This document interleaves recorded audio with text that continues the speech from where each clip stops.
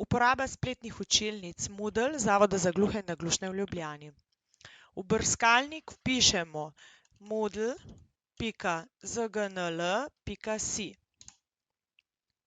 Odpre se nam okno naših spletnih učilnic, ker že imate mail naslove Zavoda za gluhe in naglušne v Ljubljani, lahko izberete samo gumb Office 365 ZGNL.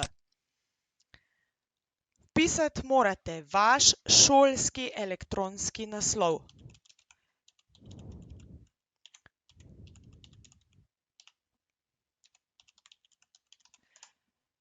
Zatem geslo, vaše geslo, ki ga imate za dostop do elektronskega naslova. Vpraša vas, če želite ostati vpisani, jaz tega ne želim, zato izberem gumb ne in že smo v naših spletnih učilnicah. Naše spletne učilnice so razdeljene na 3 dele. Čisto na levi strani imamo meni, na sredini glavno okno z vsebino in desno koledar in ostale pomembne zadeve, vključno s kategorijami predmetov, ki so v spletnih učilnicah za lažje iskanje. Mi se bomo osredotočili na sredinski del, kjer imate gumbek Moj dom. Tukaj s tem gumbkom se vedno vrnete na ta začetni zaslon. Vsi predmeti, kjer boste iskali vaše predmete, koledar dogodkov in pa profil, kjer lahko urejate vaš osebni profil. Danes za nas so pomembni vsi predmeti. Izberemo vsi predmeti, kjer se odločite, katere predmete, torej v katero enoto spadate in katere predmete želite pogledati. Torej želimo pogledati predmete srednje šole, nadalje lahko poiščete strokovne predmete, splošne predmete, odvisno od tega, kar želite. Danes za vajo imamo že pripravljen predmet uporaba spletne učilnice. Predmeti imajo pravokotno obliko in se ločijo od ostalih kategorij ravno po tej grafični podobi. Če pridržimo z miško, vidimo, kdo je učitelj v tem predmetu in pa tukaj pri tem predmetu eno odprto ključavnico, kar pomeni, da je učilnica odprta za goste.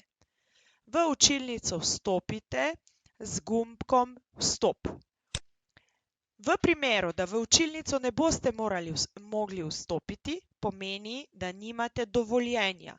Dovoljenje dobite pri učitelju, ki ta predmet uči. Ko se prijavimo v neko spletno učilnico, imamo različna poglavja. Poglavja so odvisna od učitelja, ki uči ta predmet. Tukaj imamo za osnovo 2 poglavja, gradiva in pa naloge. To je tudi tisto, kar se moramo danes naučiti. Med gradivi imamo različne oblike gradiv, ki so vam jih učitelji naložili. Imamo PowerPoint predstavitev, ki jo lahko s klikom nanjo odpremo v brskalniku. V brskalniku nato lahko brskamo med posameznimi diapozitivi, vidimo pa, da je ta datoteka odprta samo za branje. Torej jaz, kot učitelj, vam nisem dovolila, da to datoteko urejate. Če vas te vrstice motijo, jih lahko zaprete, da lahko nato nemoteno pregledujete gradivo. Ne morete ga pa urejati. Torej, to je prvi način, kako lahko dostopate do gradiv. Vrnemo se nazaj v našo učilnico. Potem je primer slikovnih gradiv, torej kadar vam učitelji naložijo slike. Izberete sliko in ta slika se vam lahko odpre že kar v brskalniku. Torej lahko pogledate sliko, sliko si lahko naložite na vaš računalnik. Torej, če kliknem gumb Prenesi, se mi naloži v moj računalnik. Torej, zdaj jo imam shranjeno in jo moram poiskati med prenosi. Lahko imamo tudi video gradiva, kadar so vam učitelji nekaj posneli. Tudi video gradiva, ki jih izberete s klikom, odprete in pogledate direktno v brskalniku. Za video gradiva imate spodaj gumbke za upravljanje. S trikotnikom, play ukazom, lahko video poženete in že se vrti to, kar želite. Jaz bom zdaj prekinila, da ne boste slišali dveh pogovorov. Lahko si zmanjšate glasnost, povečate čez cel zaslon ali osnovne nastavitve spremenite.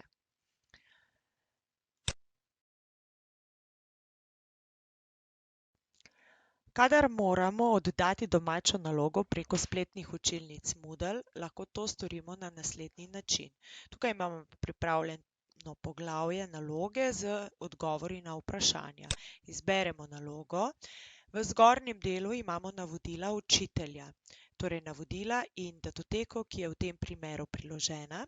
Če želimo to datoteko odpreti, kliknemo nanjo in datoteka se nam naloži v spodnji del. S klikom na ta spodnji del lahko datoteko odpremo, preberemo, zapišemo odgovore in te odgovore, našo nalogo, shranimo v računalnik. Ko imamo nalogo shranjeno v računalniku, jo oddamo z gumbom na oddaj nalogo. V naslednjem koraku od nas zahteva, da našo nalogo poiščemo. Zavedati se morate, da naloge ne morete oddati, če v Moodle niste prijavljeni. Torej, če obiskujete učilnico kot gost, nalog ne morete oddajati. Poiščemo našo datoteko, kjer imamo dve možnosti. Ena možnost je, da poiščemo datoteko v našem računalniku z ukazom prenesi vir, izberi datoteko in datoteko poiščemo v računalniku. V tem primeru smo omejeni na 2 megabajta veliko datoteko. Kadar pa imate večje datoteke, video datoteke, multimedijske datoteke, priporočam oddajo preko OneDriva. V tem primeru morate imeti vaše datoteke shranjene v vaš OneDrive, kar smo pogledali v enem izmed prejšnjih videov. Datoteko poiščete torej v OneDrivu, kjer jo imate, tukaj ste neomejeni glede velikosti, izberete in shranite to datoteko. Torej, obvezno je potrebno shraniti spremembe.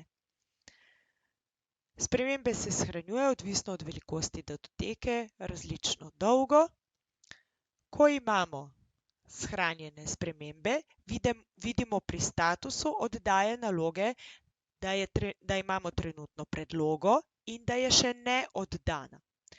V tem koraku lahko našo datoteko še vedno urejamo, spreminjamo, brišemo, dodamo novo nalogo ali pa se odločimo, da to nalogo oddamo v ocenjevanje. V tem primeru izberemo ukaz oddaj nalogo.